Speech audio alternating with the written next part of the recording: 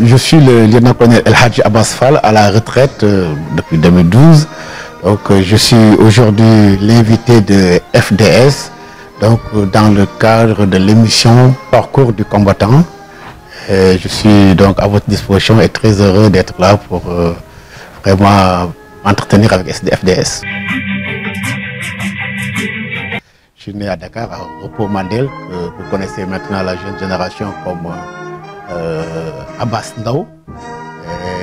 2 ans après, donc, mes parents nous ont emmenés à Pékin, où j'ai grandi. Grandi, c'est peut-être même trop dire, parce qu'à l'âge de 11 ans, 12 ans, je suis parti au Prytanée militaire de Saint-Louis. Comme je le disais, je suis parti donc avec d'autres amis, dont Sosé Agne, avec qui j'étais dans la même classe.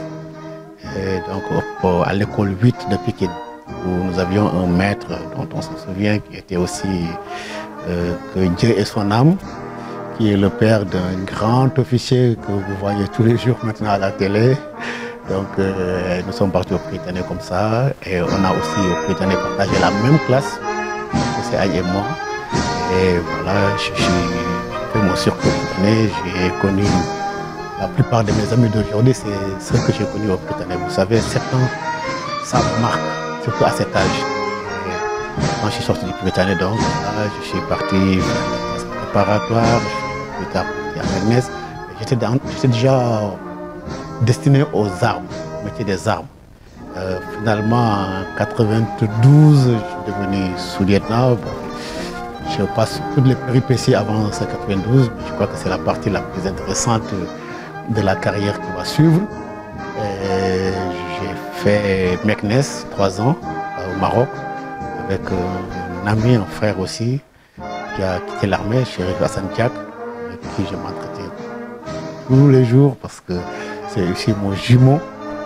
Et on dit frère d'armes, lui je ne l'appelle pas frère d'armes, je l'appelle jumeau d'armes. Donc c'est plus fort. Donc, après nous sommes partis, lui aussi, comme avec Sosé. Donc dans l'armée, Chérif et moi nous sommes partis au bataillon de parachutistes ensemble. Je l'ai laissé, donc j'ai fait un bref séjour, partir au 6e bataillon d'infanterie, qui était à Bignona à l'époque. Là-bas je me suis engagé dans le Xinjiang, plus tard dans le Diouloulou, Kafountine, donc toute cette zone du nord, voilà. Et nous y avons vécu beaucoup de choses, je crois que je reviendrai dessus. Je vais seulement faire la chronologie et après venir maintenant sur les thèmes qui nous ont marqués.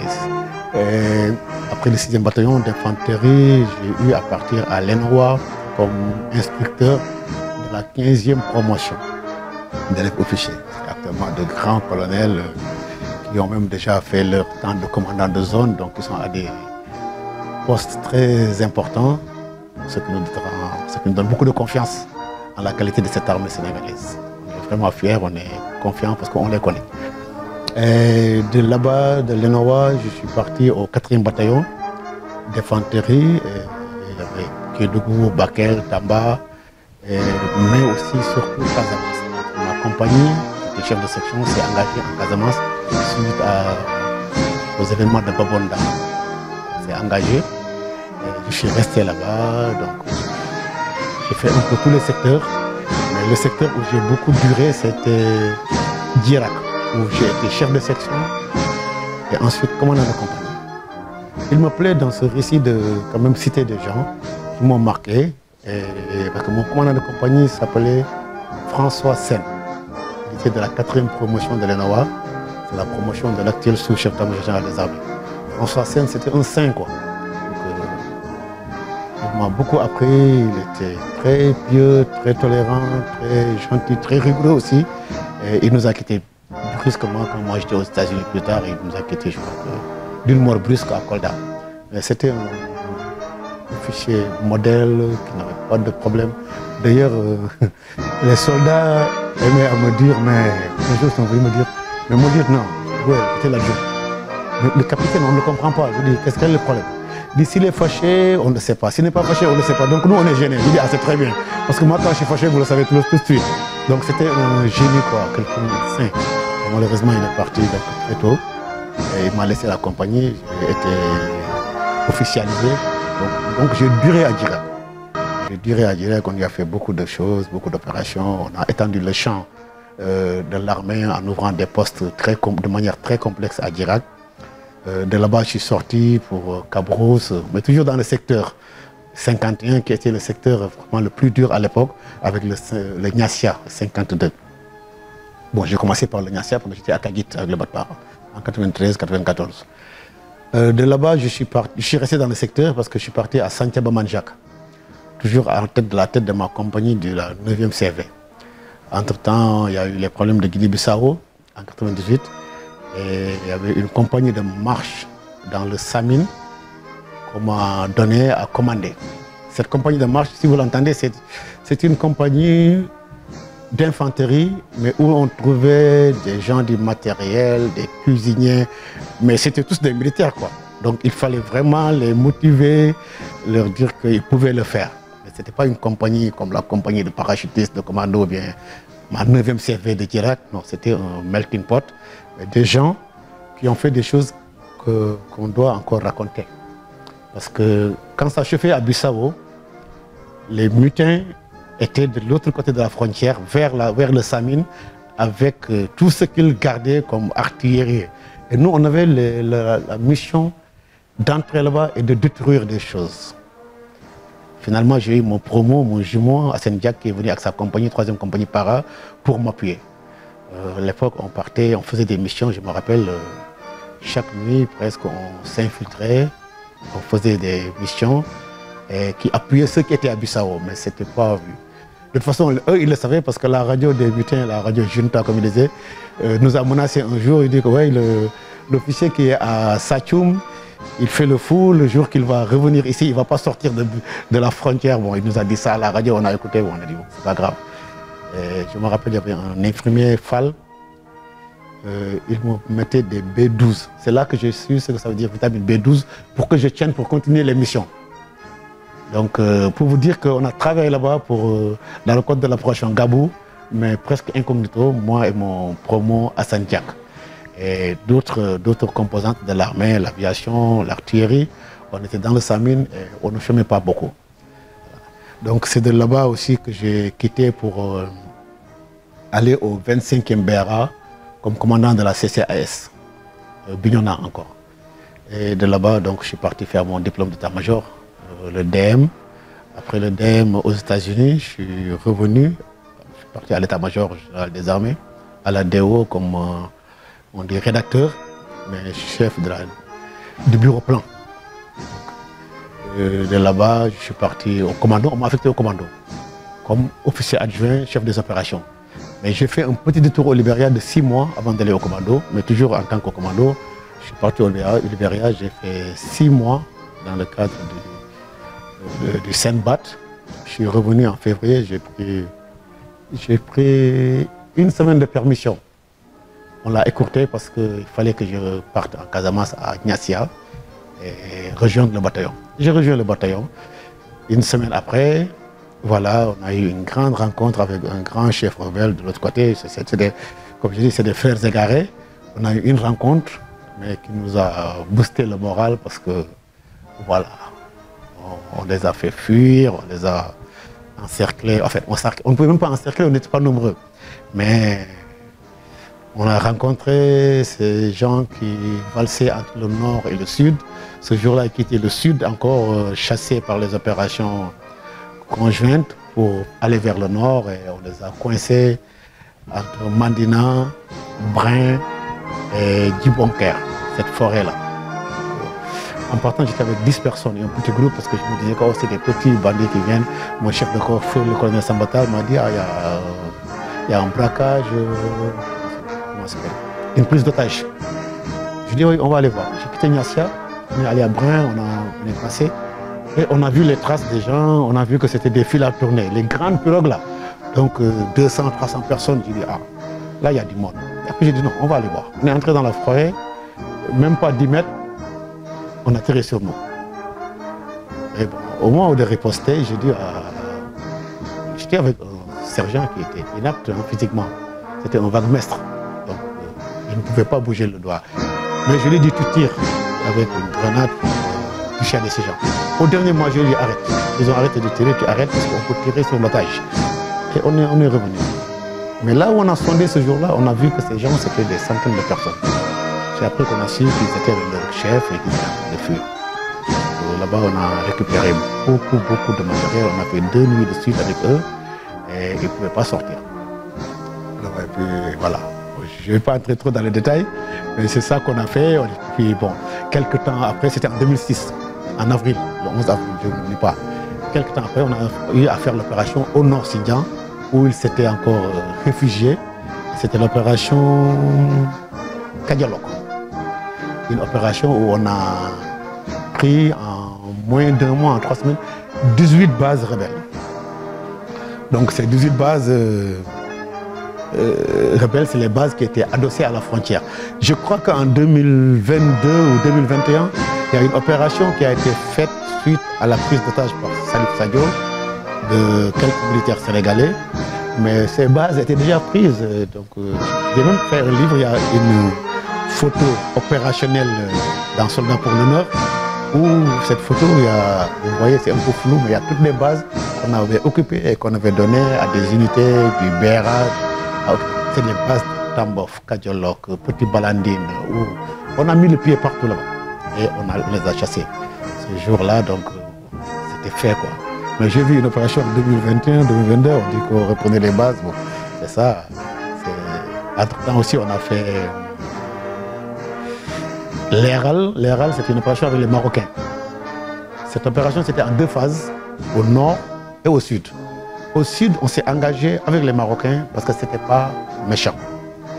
C'était là où il y a eu une opération récemment, hein, où il y a une opération, on a dit les bases de Blaze, il n'y avait rien dans ces bases en fait. Nous, on est parti avec les Marocains parce qu'on savait qu'ils ne risquaient rien. On a eu un mort parce que c'était à la frontière qu'on s'est accroché. C'était feu Jean-Louis Ndiaye, un caporal-chef. J'aime parler comme ça, le factuel, qu'on sache. Jean-Louis Ndiaye, un infirmier qui est tombé à côté de moi. Quand on m'a dit qu'il est tombé, j'ai dit non, Jean-Louis, il est cool, quoi. Il n'est pas tombé, il est silencieux. C'était mon infirmier.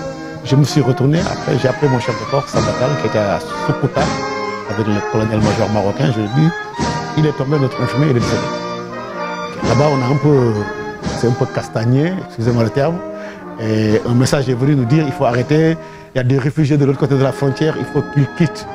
Bon, en fait, c'était l'ennemi de l'autre côté de la frontière qui voulait quitter. Mais il n'y avait rien dans ces bases. Donc, on a amené les Marocains parce qu'il n'y avait rien. Mais dans le Nord Xinjiang, on n'a pas amené les Marocains parce qu'il y avait quelque chose. Et là-bas, on a eu beaucoup de casses. Moi-même, j'ai échappé à une mine anti-char parce que c'est la chance. J'ai quitté Xinjiang pour retourner monter avec, comment ça s'appelle, les compagnies du commando, la 3e compagnie. Mon chef de corps était à Xinjiang. Et quand je remontais vers 15h pour aller vers le plein nord, je me suis arrêté au niveau d'une compagnie de combat. C'était le colonel, actuellement colonel Théodore Adressa, un combattant aguerri. Un être humain accompli, a rien à dire sur Théodore. Hein. Et puis je me suis arrêté avec lui, on a discuté un peu, je lui ai dit voilà, vous passez par là, moi je passe par là, avec le génie. J'étais devant. Et après on se retrouve. Au moment de lui parler, j'ai eu un coup de fil, j'ai un peu tardé. J'ai dit au génie, avancez, je vous suis, et que c'est pas loin, on est arrivé.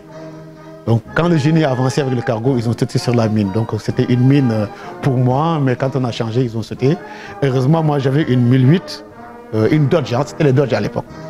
Et le génie, ils avaient un cargo, donc il y avait beaucoup de casses, mais pas de problème. Donc, on m'a appelé de Niassia, de Xinjiang, le colonel Sambatal l'a appelé, mais Phoenix. J'ai répondu, ils ont dit, mais. J'ai dit, oui, c'est pas moi, on a changé de configuration, c'est le génie qui était devant. Et un colonel est devenu colonel après, il est parti à la retraite anticipée. Très courageux, très intelligent, Moussa Diop. Il est venu dans la foulée. Au moment où on parlait, il est venu. Vraiment, tu sens que tu peux compter sur les amis. Et quand il m'a vu, il m'a appelé par mon nom 5 ou 6 fois. Phoenix. J'ai dit oui, c'est moi, j'ai pas de problème. Je suis là, vivant, quoi. Et on a causé. Bon. C'était ça, l'ERAL. On n'a pas amené les Marocains là-bas. Mais dans les Soukouta Blaze dont on parle, ces dernières opérations, il n'y avait vraiment rien. C'était fini, quoi. Et là-bas, on a amené les Marocains parce que c'était diplomatique et on savait qu'il n'y avait rien à perdre là. Et plus tard, voilà, ça a continué. J'ai quitté, j'ai fait l'état-major, bureau, entraînement à l'EMAT. Plus tard, chef de la division opération de l'EMAT. Bon, c'était jeune, hein, commandant, chef de division opération. ça ne se faisait pas. Mais voilà, je suis parti à l'école de guerre, en Afrique du Sud. Quand je suis revenu, on m'a donné la division opération. Après la division opération, je suis parti au commando comme chef de corps. Et on a continué nos opérations au nord. Moi, le nord, c'est mon coin, quoi. Le sous-préfet de Signan, c'est moi qui l'ai découvert au nord, en 1995, après 40 jours de fouilles. 40 jours, parce que dès qu'on a découvert les restes du sous-préfet et ses compagnons, on a célébré le 40e jour du deuil musulman. Et plus tard, je suis revenu pour beaucoup d'opérations en 2021, en 2002, oui, 2001, 2002, le jour du match Sénégal-Turquie. On nous a attaqués à Djakoy-Banga, où j'étais officier de manœuvre pour une opération qui engageait le bataillon de commando vers Toukara et d'autres unités du Bera et du Para vers Djibouti. Moi j'étais à Djakoy, donc poste avancé. Et on n'a pas terminé le match de la Turquie parce qu'on nous a attaqués. Et voilà, les détails, j'en passe. Et je suis revenu encore comme pour l'ERAL. Je suis revenu encore comme chef de corps et c'était les opérations dans le Nord Xinjiang avec le Batkodo, le Batpara, tout ce qu'on avait de 2010 à 2012 comme unité de réserve générale. Le Djouloulou aussi, Kafountine, Djouloulou qui était là-bas comme secteur. Voilà. C'est-à-dire, j'ai passé, je crois, que beaucoup de temps en Casamance, mais ce n'est pas exceptionnel, c'est ordinaire. Parce que la plupart des officiers actuels, vous les touchez, ils ont fait le même temps ou plus en Casamance, et ils ont fait les mêmes choses ou plus parce qu'on les a fait ensemble. Il faut accepter ça, je crois qu'il faut dire la vérité. Chacun peut raconter une histoire très belle, mais toutes ces histoires, on les a vécues ensemble. Tu peux voir quelqu'un. Voilà, donc, et c'est ça qui fait le charme, c'est ça pourquoi on est fiers. Quand je touche n'importe quel officier parmi les jeunes qui sont devenus des grands colonels, je les regarde, je suis heureux, je sais que ça va. Je ne peux pas avoir faire plus qu'eux et je sais qu'il faut faire plus que moi maintenant parce qu'ils sont bien. On a eu de très bons jeunes. Je les ai vus aujourd'hui à l'état-major. Théodore, Sarr, donc Samassa, les Onvenou. Je cite comme ça, mais c'est des. Il faut le citer, il est public, hein, il est populaire, l'aide de camp du président Fabiram Diaye. Et on l'appelle 11. Dans le livre, il est 11 là-bas, parce que c'est un indicatif d'artilleur. C'est quelqu'un qui nous a sorti de beaucoup de choses à Casamance. C'est des jeunes, Yahya Diop, qui est commandant de la zone 5. Si je cite, je vais oublier parce qu'il n'y a pas de temps. Mais eux tous, ils savent que moi, je suis leur grand frère et c'est mes amis et je les adore. Ils ont fait des choses que... Voilà, donc... moi, je cite tous ceux qui sont bons en général. Quand je ne cite pas, c'est parce que j'ai oublié. Moi, je sais que c'est du vrai. Moi, je ne veux pas raconter des histoires. Cette armée, nous, on est fiers. Quand on se retrouve... La semaine passée, on s'est retrouvé à l'état-major. J'ai passé pour amener, je crois, un courrier là-bas. Je les ai vus. J'étais aux anges, je crois. Je me retrouvais dans le milieu sécurisant. Avec tous ces jeunes colonels qui étaient là et que j'ai regardé, qui sont vraiment très bien, dignes, compétents, intelligents. C'est ça. Donc, voilà, c'est pas pour vraiment jeter des fleurs à ces gens, parce que je pouvais ne pas le dire, mais ils nous ont aidés à faire le travail. Moi, ils m'ont aidé à faire le travail comme chef de corps. Ils sont nombreux, Il y a les jeunes du bataillon de parachutistes, les Tafsir, Dam, Djaou. C'est des gens, tu les vois, puis voilà. Tu es rassuré, quoi. Tout sur leur intégrité, leur dignité, leur fouleux, leur faïda, il faut dire ça en français, je dire ça. Mais c'est des gens que on a ce qu'il nous faut. Quand on dit l'équipe nationale du Sénégal, là où je pense Sadio Mané, c'est des gens qui nous rendent fiers. Mais ces gens, ils nous rendent fiers. Et malheureusement, ce n'est pas des choses qu'on doit dire partout, les gens se formés. Moi, quand je les regarde, je suis fier. Aussi fier que quand je vois un footballeur sénégalais, Emina ou bien un Barcelonais, c'est le meilleur du monde, faire des choses comme ça. Je risque de beaucoup parler parce que quand je pense à eux, parce que c'est des guerriers, quoi. Membres de nos frères égarés sont venus, nous ont encerclés et ils voulaient vraiment faire quelque chose. Malheureusement, ça n'a pas marché parce qu'il y a eu un petit détail qui a fait foirer l'affaire et on était alertés. On s'est levé et c'est quelque chose que je voyais dans les films. J'étais à 5-10 mètres du Michel, il s'est arrêté et je me suis arrêté. Donc c'est la photo du livre là, vous voyez l'illustration de soldats pour l'honneur. Il s'est arrêté, je me suis arrêté, je lui ai dit mais les coups de feu que j'ai entendus c'est quoi? Vous êtes qui? Parce que je croyais que c'était les gens du 3e bataillon qui étaient à Samine et qui nous amenaient le petit déjeuner, l'eau, quoi, tout ça là. Donc nous on s'installait. Ils me disent oui je suis votre ami en Wolof qui sent un peu le mandingue, en fait ça sent qu'il est du sud quoi. J'ai dit ça c'est pas les gars qui sont sortis. J'ai dit mes amis, automatiquement j'ai vu les gens derrière avec les RPG, les Rasta, les armes, j'ai dit ah c'est les gars. C'était un champ d'acajou. Si vous allez à Satchoum, on a coupé tout ce champ d'acajou d'ailleurs. C'est les populations qui ont fait ça après, ils ont dit qu'ils n'aiment pas ça. C'est un truc. Et je lui ai dit ah bon, automatiquement j'ai commencé à m'endeuvrer à dire à mes gens écoutez, préparez à lui mettre ça, truc. Lui aussi en même temps. Il était, et puis très correct, monsieur. Ce monsieur était très correct. Il n'y a pas eu d'injures. On peut avoir des problèmes avec quelqu'un qui est ami, qu'on voit dans la rue. Et c'est des injures, des paroles violentes. Ça s'est vu ici même dans la scène politique. Les gens s'insultent, se disent des choses. Ils ne sont pas du tout catholiques. Mais ce monsieur, on dit il est rebelle, mais il m'apparaît correctement avec son fusil. Et il voulait bien sûr m'éliminer. Hein. Et je lui ai parlé correctement. Et le temps qu'on se parle, voilà, les roquettes sont parties, les fusils, et la guerre a duré, c'était de 7h, 7h30 jusqu'à midi. Donc, on a fait un duel, quoi. Je sais là où il était, là où j'étais. Il a essayé, j'ai essayé, jusqu'à midi, il y a eu l'artillerie intervenue, l'aviation, lieutenant, il est passé le colonel même avant de quitter, Paploum, on appelait ça le Moko, tous les soldats l'adorent. Il est venu de Ziguinchor.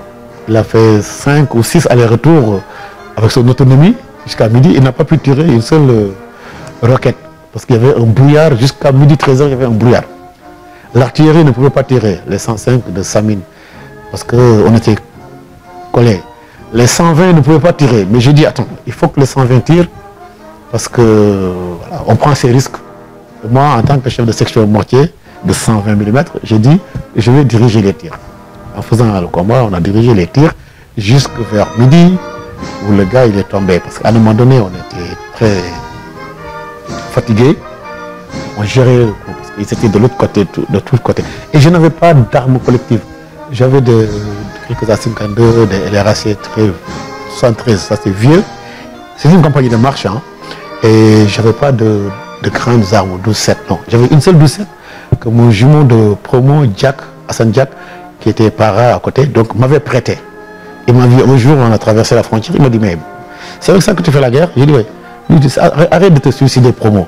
Et il a pris une 12-7 de sa compagnie, il m'a donné. Comme c'était une compagnie où j'étais avant au para, les garçons étaient contents de me donner ça. Ce jour-là, on a eu un incident avec cette arme. Donc je l'ai fait enterrer parce que je me disais que tout peut arriver. Il nous avait submergé, mais qu'il ne voit pas l'arme, quoi. Et voilà, on a fait la guerre avec des armes légères. Bon, l'artillerie est appuyée, l'aviation ne pouvait pas appuyer, c'est les 120 qui ont appuyé, l'aviation ne pouvait pas appuyer, donc on a fait guerre à armes égales. Et voilà, vers la fin, j'ai dit les armes vieilles là, qui ne marchaient pas, les RAC-73, sortez-les. On prend ces risques, même si ça nous blesse nous, mais qu'on prenne le risque. Et il y avait un angle de tir où il y avait beaucoup de bruit, j'ai fait tirer là-bas, je me suis détaché un peu, on a tiré là-bas et ce bruit s'est arrêté. Le monsieur, lui, il était toujours à droite. J'aurais pu faire tirer la LRA-73 vers le chef rebelle. Mais si on le faisait, on allait bousiller 2 groupes de combat qui étaient dans les tranchées. Je dis le groupe de Bodjan, caporal-chef à l'époque, qui est parti à la retraite, et le groupe de Papagaï. On l'appelle Mbadan. Il a fini au commando comme adjudant-chef. Et c'était la section de Lamine Kaling, un major qui est à la retraite. Moi, j'ai dit, je m'en occupe. J'ai sorti même les grenades, j'étais maigre. J'ai largué sur le gars, rien. Il se mettait derrière un grand Kail Cedra. J'ai pris une roquette et voilà, le gars il est tombé. Il est tombé et puis on les a suivis et on a ramassé son corps. Et que tous les villageois sont venus, ils sont venus le soir voir le corps. Ils n'en revenaient pas parce qu'ils pensaient que c'était un gars qui était sorcier et tout ça là. Moi quand je l'ai vu en train de dormir, il n'avait rien hein, malgré la roquette. Il n'avait rien, il avait peut-être une boule de sang ici, et tout. mais il était correct. On a fait presque 5 heures de combat. Il parlait correctement. Il faisait sa guerre, il me tirait dessus. Il a même détruit un mur en banco sur moi, parce qu'il y a un soldat qui est maintenant sergent au commando, qui m'a dit, mais il te vise. Lui, il l'a vu, mais je n'ai pas vu. Il me dit, il te vise. Je ne croyais pas, mais il faut lui faire. Donc j'ai reculé et la rafale est partie sur le coin du mur. Tout le banco est tombé sur moi là. J'ai fait comme ça mes lunettes. Allez, j'ai dit, non, ce gars, mais on va finir avec lui. Mais il était correct. C'est-à-dire, ce que j'ai appris de ce jour-là, c'est qu'on avait des divergences, pas entre nous, entre les deux États et tout. Mais moi, je défends mon État, hein, coûte que coûte. Mais ce gars est plus correct que certaines personnes que tu vas rencontrer à Dakar, qui vont t'insulter, qui vont t'accuser de viol, de... Je ne fais pas de la politique, mais c'est ce qui m'a fait mal ces derniers temps. Comment on se parle mal au Sénégal alors qu'on est des amis. Il faut que... Ces choses, c'est pas bien. Alors que ces rebelles avec qui on a combattu, ils ne nous ont pas parlé mal comme ça. On s'est bagarré sur des principes et aujourd'hui, on se bagarrerait encore pour le même principe et plus violemment. Mais il y a la correction dedans, quoi. Donc, voilà. Plus tard, j'ai rencontré Salif Sayo, je crois. Donc, à Djibonker. Et voilà, on est venu, on l'a coincé là-bas. Mais eux, ils voulaient, leur problème, c'était de sortir. Ils étaient très cool. Bon, le soir, on a su que ça ne marchait pas. L'aviation est venue. Il y avait un lieutenant qui est venu nous appuyer. Les blindés, là. Jerry, il s'appelle Jerry. Il s'appelle Fall. Mais son indicateur, c'était Jerry. Donc, il est colonel Firma maintenant. Courageux, courageux. Donc, quand ils sont entrés, donc, on a vu, il y a l'aviateur qui est venu, Djogol Diop. Je crois qu'il est à la retraite, je ne sais pas, il est colonel. Je ne suis pas beaucoup, quoi. Quand Djogol est venu, expérimenté qu'il est en l'air, il m'a dit, écoutez, qu'est-ce que vous voulez faire? J'ai dit, non, je vais entrer ici, quoi, dans cette forêt-là. Il me dit, négatif, n'entrez pas là-bas. C'est pas bon. Eux, ils savent, ils lisent le terrain.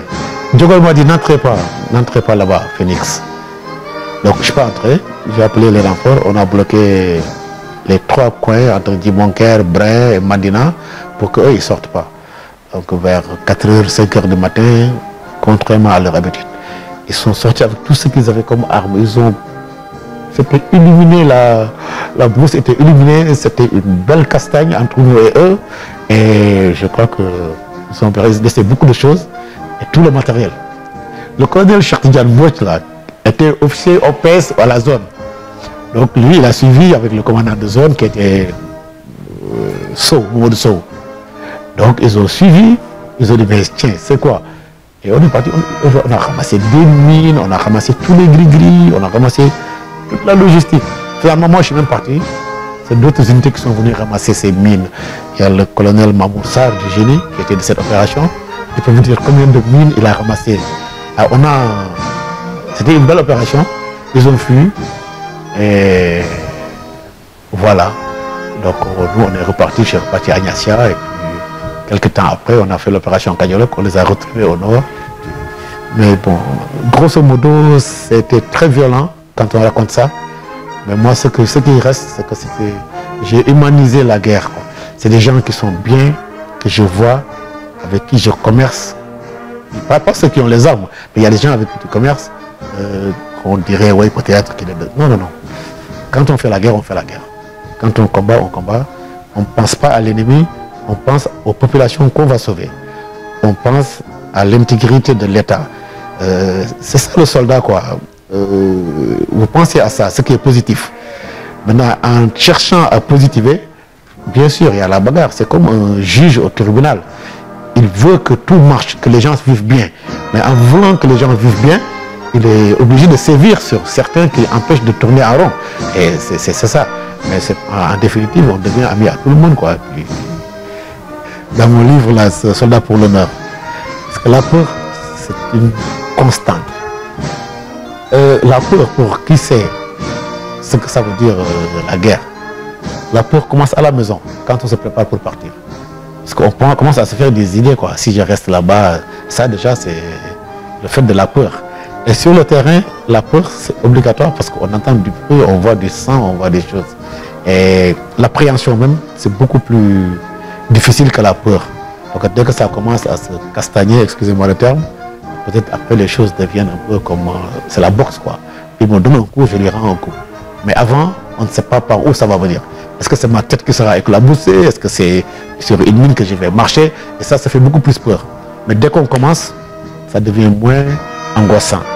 Et marcher en tête, si je l'ai fait, c'est par une expérience.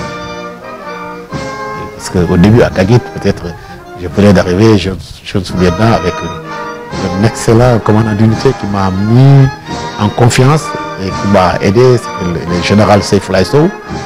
Mon commandant d'unité, c'est un héros. On ne le connaît pas, il est simple. Mais nous et les parachutistes, vous parlez de Seif Laiso, ils vous disent que c'est un héros. Ce qu'il a fait, il fait, Dieu sait, le para savent. Et voilà, il m'a aidé, il m'a mis dedans, il m'a pris comme un petit frère. Et voilà, moi aussi j'étais vraiment... J'avais des ailes, quand j'ai poussé des ailes, mais je passe devant pour regarder. Mais on me dit non, non, c'est pas ici ta place, c'est là-bas. Parce qu'ils sont expérimentés. Et plus tard, quand je me mettais en tête, c'était pas pour combattre à la place des gens, parce que j'étais devenu à un niveau supérieur, commandant de compagnie, où j'avais beaucoup de sections, commandant de chef de corps, officier adjoint, j'étais devenu un peu petit chef. Quand je me mettais devant, c'est quand on sondait les mines. À un moment donné, j'étais pressé, j'ai dit arrêtez, je marche, je fais du zigzag et vous me suivez. Bon, à Dirac, je le faisais lieutenant. Un jour, il y a un sous-sané, un caporal, il m'a appelé, il m'a dit, oui, lieutenant, oui, c'est vous le chef, il dit. C'est moi qui sonde, laissez-moi sonder. Si vous partez, vous partez, mais moi je sonde. Un garçon responsable qui est parti après en Italie là. Et puis j'ai regardé en dessous, j'ai dit, mais il a raison, hein. Et un gosse de Ziguinchor là. Et je suis revenu et je les ai suivis. Plus tard dans ma compagnie, je le faisais parce que moi je ne rechignais pas. Pour moi, aller au combat, mourir, tout ça là, c'est bon. On va te remplacer parce que les gens, j'avais confiance aux autres. Ils sont compétents. Ceux que je voyais étaient vraiment compétents. Ils pouvaient me remplacer à tout moment et je pouvais les remplacer. C'était des frères. On se respecte, voilà. On se respecte. Le respect vient de là parce qu'on s'est vu dans notre nudité. Là où tout est parti, tout ce qui reste, c'est l'être humain vraiment intrinsèque. C'est pourquoi on se respecte. Bon, si on se manque de respect aussi, peut-être c'est dans ce cas qu'on a vu peut-être des gens qui ne font pas beaucoup d'efforts pour le pays. Et ça arrive, malheureusement. Mais ça, c'est pas grave parce que les gens ont des manières différentes de voir. Ceux qui sont jugés bons, c'est parce qu'ils font leur mission. Ceux qui ne sont pas jugés bons, c'est parce que peut-être on se trompe sur leur cas. Mais en général, plus tard, des années après, quand vous les voyez être violents vis-à-vis des populations civiles, être dans des choses qui ne sont pas, comment ça s'appelle, les valeurs que nous connaissons, si vous regardez, vous dites, ah ben tiens, c'est parce qu'il y a quelques années en Casamance, ou bien dans tel théâtre, ils se comportaient aussi vraiment pas en gens intègres, ils avaient peur. Et ces gens qui ont peur devant le fusil, souvent quand ils voient des gens désarmés, ils ne sont pas gentils. Mais en général, dans l'armée sénégalaise, moi, 99% des gens que j'ai côtoyés, je ferme les yeux, je prends, je peux aller combattre avec eux. C'est des guerriers. Si je dis jalousie, je le dis jamais de manière catégorique, parce que ça peut être très subjectif. Parce que je peux dire que quelqu'un est jaloux de moi parce que je suis jaloux peut-être de lui. Ça c'est quelque chose sur lequel je ne veux pas me pencher. C'est quelque chose une valeur, une notion sur laquelle je ne veux pas me pencher. Parce que, par contre, la fraternité, oui. On a vécu la fraternité. Et moi, mon cadre, c'est les militaires. À part Sossé c'est autre chose, Sossé Agne, donc avec qui j'ai grandi et tout. Et on est chez lui ici, hein. Là, on est chez lui, on fait l'interview ici. Je suis avec lui tout le temps et ses enfants sont chez moi actuellement. Donc, à part ça, mes frères, c'est les militaires. C'est les militaires. Vous savez que je parle 90% de mon temps. Et voilà, c'est eux mes références, quoi. Donc, j'ai eu ça dans ma vie et ce sont mes frères.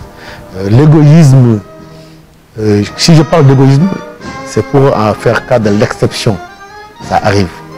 Et c'est très difficile de ne pas être égoïste si on n'est pas très outillé avec des valeurs qui peuvent vraiment camoufler ces tares.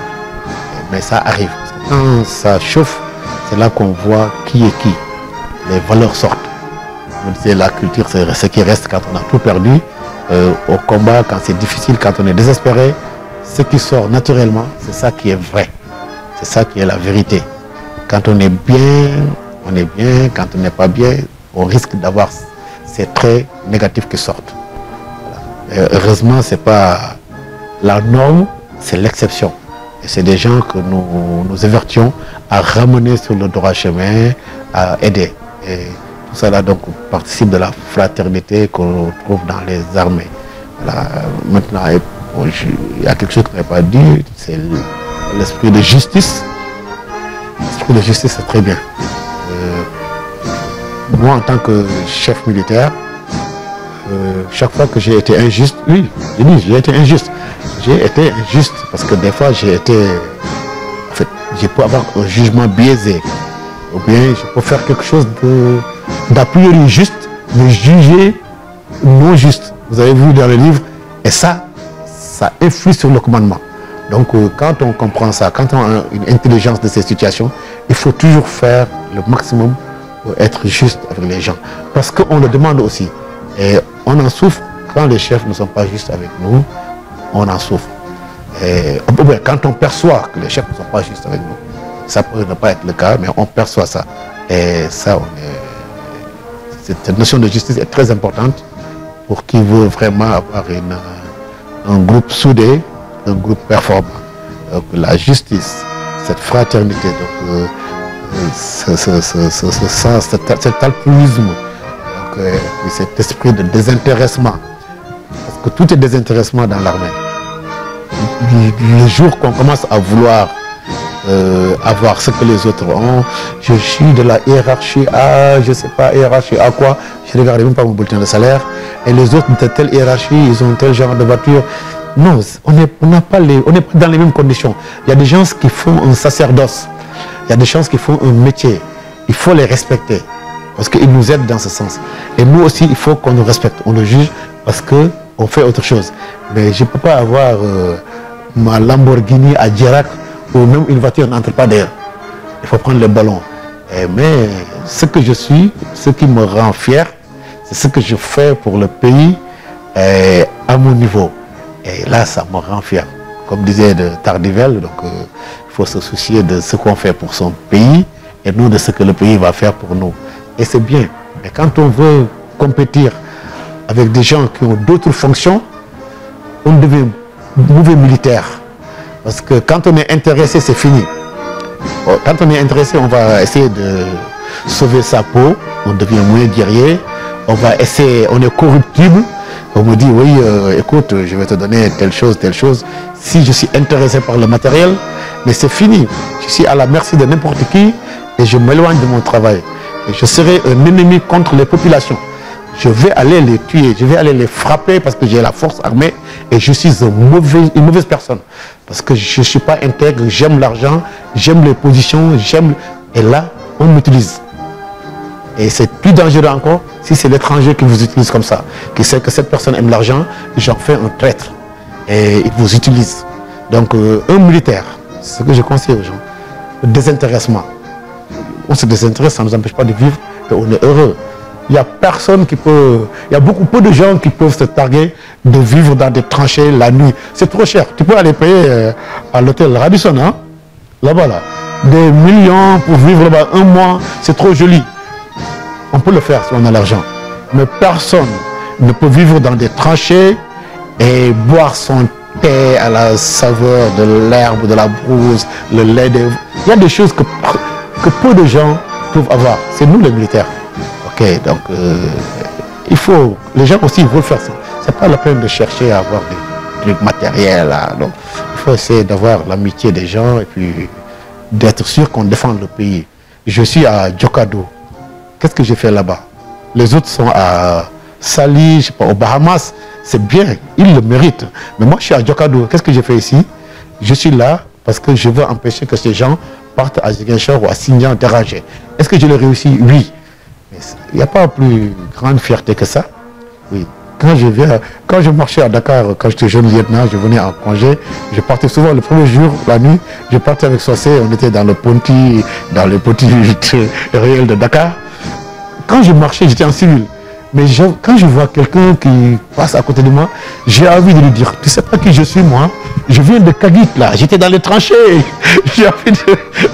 Mais bon, je rigole quand même, mais c'est une fierté, ça suffit largement à tout. Mais vouloir beaucoup de choses, c'est très dangereux pour un militaire, un officier. On risque d'être à la merci de tous les corrupteurs et on risque d'être un danger pour sa propre population. Alors que nous, on n'est pas là pour ça, on est là pour notre population.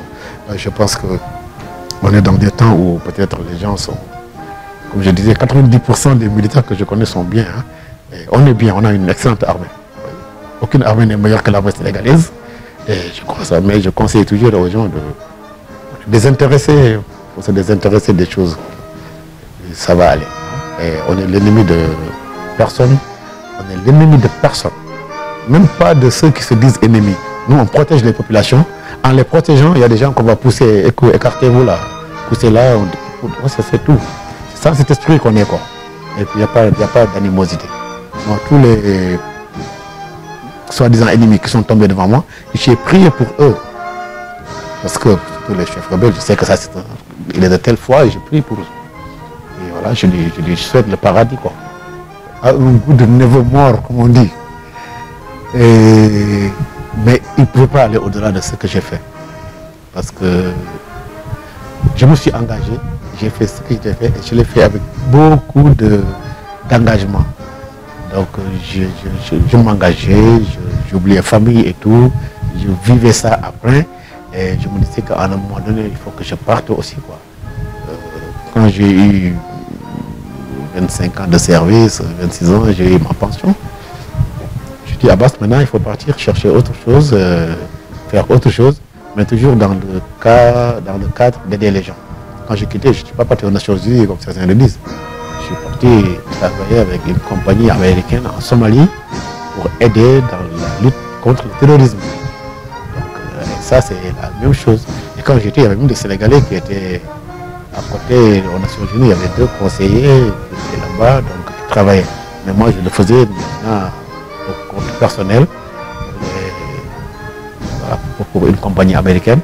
Et c'est ce qu'on faisait. Donc, et plus tard au Congo, je suis reparti aussi pour une autre compagnie américaine pour parler des relations civilo-militaires et comment faire la guerre sans faire mal aux populations civiles. C'est ce que j'ai enseigné là-bas. Plus tard, maintenant, j'ai quitté, je suis parti aux Nations Unies et toujours dans le cadre purement humanitaire. Donc c'est une continuité pour moi de ce que j'ai fait dans l'armée. Et je suis d'autant plus content d'être sorti de l'armée quand j'ai fini ce que je devais faire. Parce qu'après, je ne pouvais plus faire autre chose que je fais. En fait, commander un bataillon commando, commander le groupement tactique interarmes. Après, ce qui reste, oui, c'est la bureaucratie. Parce que, qu'on se le dise, hein, je ne sais pas parce qu'il y a une actualité qui passe, mais il n'y a aucun commandant de zone qui a fait une guerre jusqu'à aujourd'hui. Les guerres, c'est les groupements tactiques interarmes, le bataillon de commando, le bataillon de 3e bataillon, le bataillon de parachutistes. Maintenant, les commandants de zone vont venir faire l'interview. S'ils ne sont pas très gentils, ils vont dire c'est moi qui ai fait cette guerre. C'est pas vrai, il n'y a personne. La guerre, c'est les commandants du Batkodo, les trucs qui le font. Et les autres, c'est eux qui planifient, c'est eux qui aident à la logistique. Et ils ont le mérite aussi. Et quand ils étaient, tous les commandants de zone que vous avez vus partout, quand ils étaient chefs de bataillon, c'était des guerriers. Il n'y a pas un commandant de zone qui n'a pas été bon guerrier qu'on a mis à Ziguinchor, que je chasse jusqu'à présent. Depuis Boissy que j'ai connu, Gomis, jusqu'à l'actuel Yahya Diop, c'est des gens valables. Quand ils étaient commandants, ils ont fait ce qu'ils ont voulu, ce qu'ils devaient faire. Très bien. Mais un commandant de zone, quand même, c'est pas lui qui fait la guerre. C'est lui qui fait les interviews. Il dit que voilà, on a fait ceci et cela. Il faut être honnête et laisser le mérite aux jeunes. Quand on était plus jeunes, le mérite, on nous l'a donné. Voilà. Mon commandant de zone a dit Abbas, c'est lui qui a fait ça. Jokadou, c'est lui qui a fait ça à Sindian. Lui, il ne prenait pas ça. Mais lui, quand il était commandant, ce qu'il a fait, on l'a aussi respecté. Donc, c'est pas la peine, quoi. L'armée, c'est du vrai, quoi. Il faut être vrai. Et puis, on continue, quoi. Il y avait des problèmes au Sénégal, non? C'était les élections, la veille des élections. Il y avait le 23 juin. Il y avait un grand problème le 23 juin. Je crois que moi, j'étais à Toubacouta, je crois, en train de m'entraîner, là, avec mon bataillon.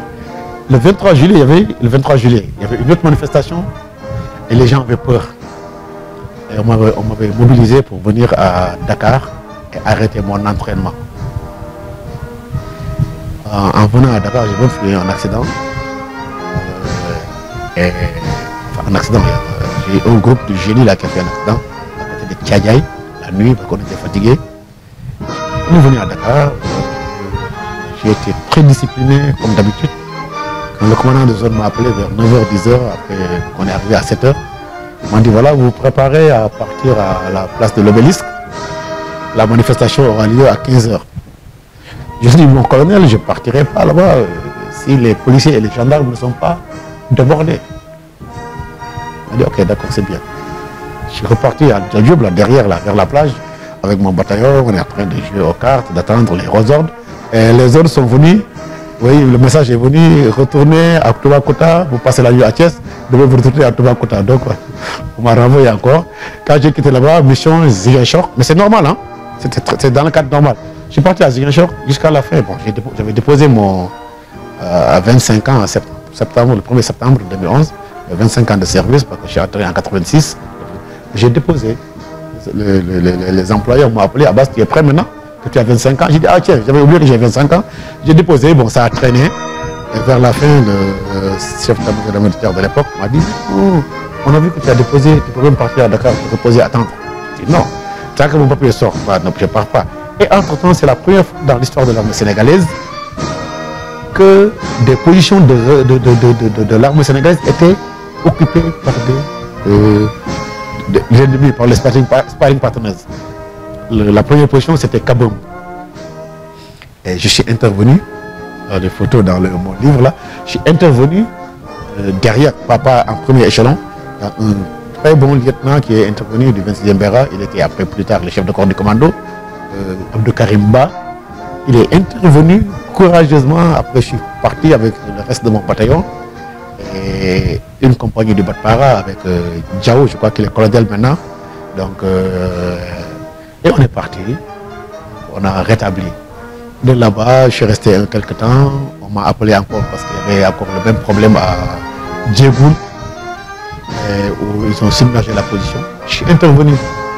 Après, les gendarmes de Afignam, la brigade a été attaquée, ils ont pris des otages encore là-bas. Je suis intervenu. Je suis même intervenu une autre fois là-bas à Afignam, sans ordre. La nuit, oui, avec un de mes commandants de compagnie que j'ai envoyé, le lieutenant. Le colonel maintenant, il était lieutenant Laman Magetsen. La nuit, on est parti, on a occupé, sur demande des gendarmes, du commandant de légion, mais qu'est-ce qu'on fait? J'ai dit non, on part, on est là pour ça. Donc, et puis après, il y a eu, voilà, il y a eu ces problèmes, je ne pouvais pas quitter comme ça. Mais on a rétabli tout ça, et on est entré en opération Djokadou, Karo Nord, et on a fait le travail. Maintenant, en février, ma note est sortie, on est venu me féliciter, me dire voilà, tu seras le premier officier à quitter, ça c'est le Sabat qui l'avait dit à l'époque, devant tous les soldats, tu seras le premier officier à quitter l'armée retraite anticipée et à être décoré officiellement. Dès que j'ai quitté, j'ai vu des journalistes parler, machin. Mais c'était pas vrai, après bon, ils sont calmés quoi. Donc j'étais content, mes gens étaient contents, ils m'ont escorté, donc quand je sortais, les commandos étaient devant en train de se bagarrer.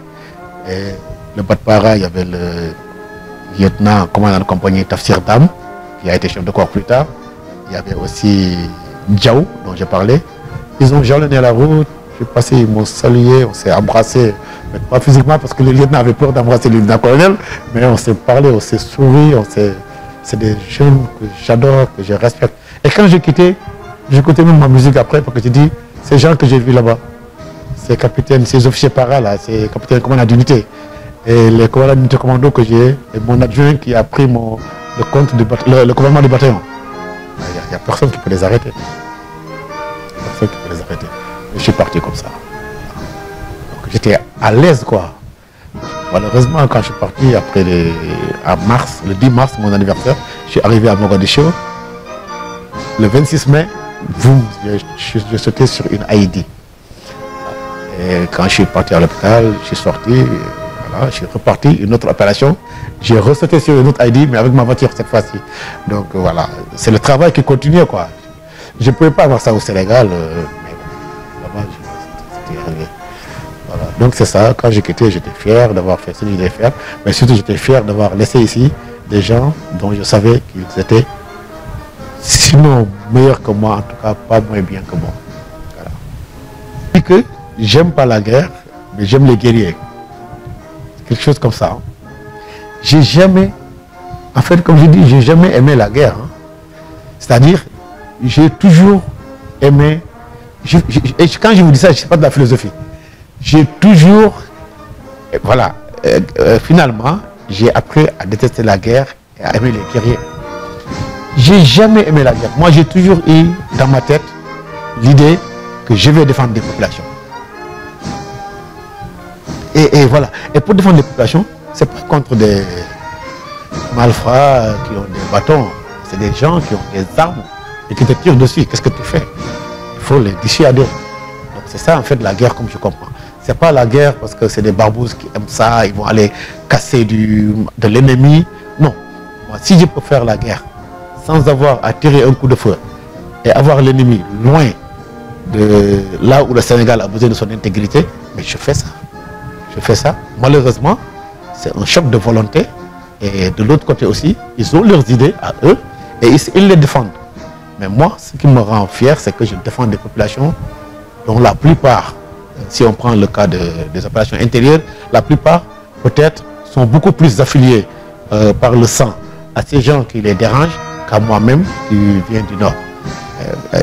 Et finalement, ça résout beaucoup de choses. On sait qu'on est tous ensemble et que notre souci, c'est la population. Donc, mon souci a toujours été la population, honnêtement.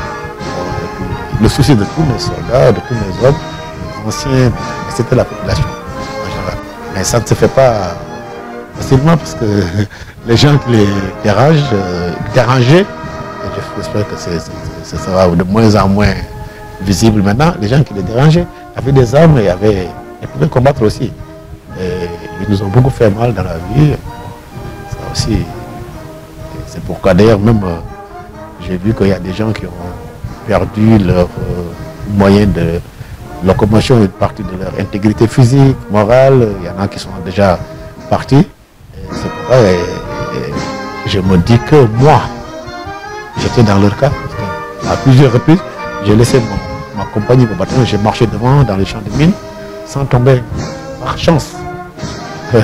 Et des gens qui sont tombés en m'escortant. Quelqu'un qui est là aujourd'hui, qui m'a escorté. Je suis passé devant la mine, il a sauté. Donc c'est le hasard, la chance, le fatum, comme je dis, le destin. Et ces gens, on ne peut pas les oublier. Parce que je n'ai pas les moyens financiers de les aider. Mais j'ai les moyens de me faire entendre avec ma plume pour les aider symboliquement, mais pour appeler les autres à les aider. Déjà que l'armée le fait très bien, honnêtement, depuis quelque temps, on les aide. Mais ce n'est jamais suffisant. Moi, pour moi, c'est des gens qui devraient, c'est eux qui devraient avoir les moyens les plus luxueux du pays parce qu'ils n'ont pas donné de petites choses, ils ont donné leur vie, ils ont donné une partie de leur corps et ça se voit.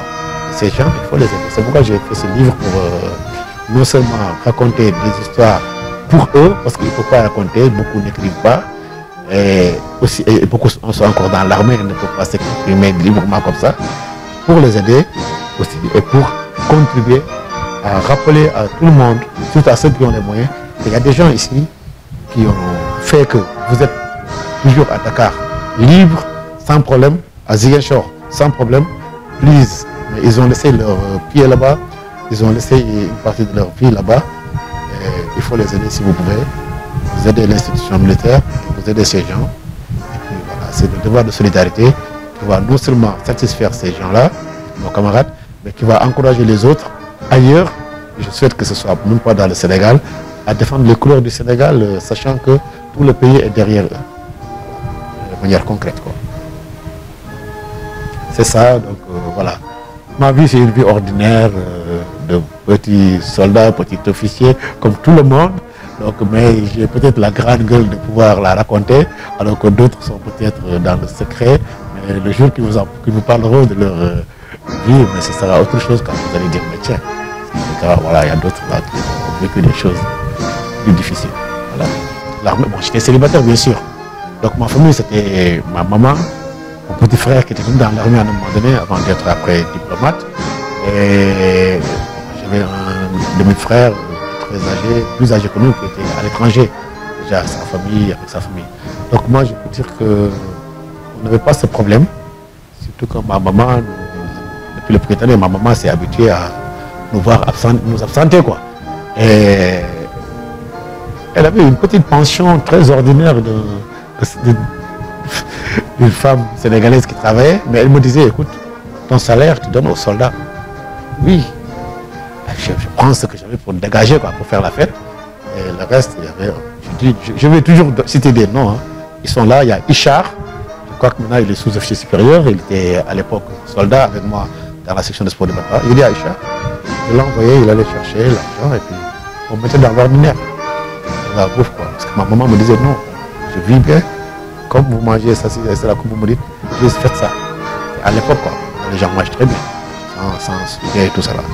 Et quand je me suis marié, mon épouse avait bien compris. Parce que quand je lui ai demandé qu'est-ce que les gendarmes t'ont dit. Quand les gendarmes sont venus pour l'enquête démoralisée, ils ont dit oui, on a servi des boissons, on a mangé, on a bu. Ils nous ont dit écoutez, je crois que c'était une bonne enquête. Écoutez, vous, madame, vous allez vous marier à l'armée, à une fonction. Votre mari sera souvent absent. Donc ils ont commencé à lui parler de ça. Et voilà, je me suis marié le 8 octobre 1998. Ce jour-là, j'étais en Casamance et j'étais engagé ce jour-là. Je me suis bagarré et j'avais très peur ce jour-là. Parce qu'au Sénégal, les grands événements, là, c'est chargé. Quand je suis venu, donc il y a les mutins qui volaient des zinc à l'église de Satchoum. Je suis parti en intervention depuis Samine. Dès que je suis entré, on a commencé à sonder. J'ai dit, on ne sonde pas, allons-y. Si on saute, mais allons vers l'église et on va chercher ces gens-là. Quand on a marché un peu avec l'herbe, là, comme le village avait quitté, j'ai dit, ah, aujourd'hui c'est un jour, quoi. Et on va dire, c'est le jour de son mariage qu'il est mort. Vous voyez, ces jours-là, c'est trop chargé. Ce jour-là, j'avais peur, personne ne savait, mais j'ai dit, aïe, c'est fini, je vais partir. Et puis on est parti, on les a cherchés, donc on est revenu. Le soir, voilà, on m'a dit que voilà, on t'a donné une épouse. Donc l'avoir mariée dans ces conditions, ça m'a aidé à ce qu'elle comprenne dans quoi on était. Et voilà, c'est comme ça. Et tout le temps, quand je voulais vraiment, quand j'avais l'occasion, moi j'ai parti voir ma famille et on était ensemble. Ils font partie de ma compagnie, de mon bataillon, c'est des gens, ils sont de chez moi, eux, ils combattent. C'est-à-dire ils combattent, ils sont derrière, ils ont la logistique à la maison, donc le moral, tout ça là, c'est eux, quoi. Et puis, des fois, on se bagarre très bien, parce qu'on sait qu'on a un petit enfant qui vient de naître, et tout ça là. Et puis voilà. Et puis, ils m'ont beaucoup mis en rapport avec la Casamance. Ma fille est née en 2000, le 2 juillet. Et ce jour-là, j'étais à Djirak. Et le médecin colonel Alama Soso, il était le médecin du Batpara, donc du secteur de Oussouy. Donc, oui, il avait déjà quitté, excusez-moi, il était à Dakar, mais le chef de corps m'a appelé. Il m'a dit, écoute Abbas, il y a un enfant, c'est Alamasso qui a appelé. Donc Alamasso est parti à Dakar, à la maison, il a pris mon épouse, il l'a amené à Principal, il a tout fait. Et puis voilà, cette fille, quelques temps après, est venue nous trouver à Cabrousse. Elle a fait pas le lol, quoi. Mais on l'a amenée au bois sacré. Hein. Oui, les femmes de Cabrousse sont venues, m'ont dit, oui, il faut qu'on l'amène au bois sacré. On l'a amenée au bois sacré. Donc, nous, on l'appelle Diola même parce qu'elle danse comme ça. Donc, il y a cette symbiose entre mes enfants. Et actuellement, j'ai une enfant à la maison, ici à Bourg, qui est mariée. Donc, elle était née à Satchoum pendant qu'on était là-bas avec la crise à Blaise Sadio quand on l'a rencontré là. Et le papa a dit, si mon enfant naît, il aura votre nom. L'enfant est né, c'était une fille. Je voulais tout juste de me marier. Elle a donné le nom de ma fille. Elle est restée avec nous. Elle a eu tous ses diplômes universitaires. Elle vient de se marier. Elle est là avec nous, elle porte le nom. Elle est avec moi ici. Et donc, en venant ici, il y a son papa qui m'a appelé pour me raconter une histoire à Satchoum. Je crois qu'un crime qui a eu lieu, que la gendarmerie est intervenue. Donc on est en contact. Et hier, on m'a appelé de Xinjiang pour me parler de quelque chose. Et la semaine passée, il y a un ancien maquisard, peut-être qu'il m'entend, très courageux, qui a fait de grandes choses même entre les deux factions, qui m'a appelé. Il est dans les champs de riz. Il avait besoin une pile de zinc, parce que la pluie arrive. Automatiquement, j'ai dit à mon épouse, envoie-lui le wave Et ils ont acheté ça à Djouloulou et j'ai vu. Et moi, j'ai pas de barrière avec les gens. On s'est bagarré dur, ces gens-là. Mais lui, je suis sûr et certain qu'il n'est pas dedans, qu'ils ont quitté et qu'il est dans son champ. Et je le vérifie. Et voilà, je l'aide. Il y a la semaine passée. Et il m'entend. Il m'entend.